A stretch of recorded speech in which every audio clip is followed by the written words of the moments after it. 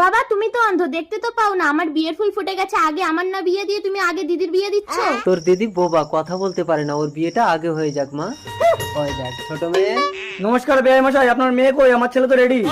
নমস্কার বেআই মশাই, আসুন আসুন। বসকে। ও বসেছেন। এই বড় মেয়ে। এই বাবা, তুই আমার আগে বিয়ে করবি না?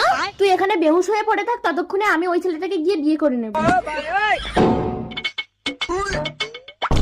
এসেছিস মা? এইটা আমার বড় মেয়ে, বেচারা কথা বলতে পারে না। খুব ভালো, কথা না বললেই সংসারে শান্তি থাকবে। নে ভোলা সিঁদুরটা তুলে দে। रुको जरा। দাও দাও।